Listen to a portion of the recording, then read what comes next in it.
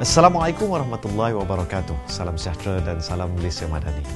Alhamdulillah, dengan penuh syukur kita menyambut kedatangan Syawal yang mulia ini setelah sebulan menunaikan ibadah puasa di bulan Ramadan. Hari Raya Aidilfitri bukan sekadar satu perayaan, tapi juga simbol kemenangan rohaniah, keinsafan dan keutuhan silaturahim yang menjadi asas kepada perpaduan dalam masyarakat kita. Dalam dunia yang semakin dipacu oleh kemajuan teknologi dan kecerdasan buatan atau AI, hubungan antara manusia tetap menjadi elemen yang paling penting. Teknologi harus dimanfaatkan untuk memperkukuh ukhuwah dan menyebar nilai kasih sayang, bukan sebagai pemisah yang menjauhkan kita. Sebenarnya Aidilfitri ini, marilah kita mengambil perhatian terhadap pentingnya keselamatan teknologi, terutama di dunia maya.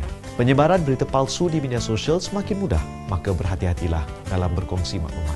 Semak sebelum sebar, tak pasti jangan kongsi.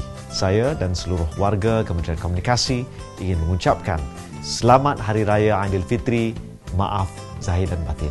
Semoga Syawal ini membawa keberkatan, kebahagiaan dan kesejahteraan buat kita semua.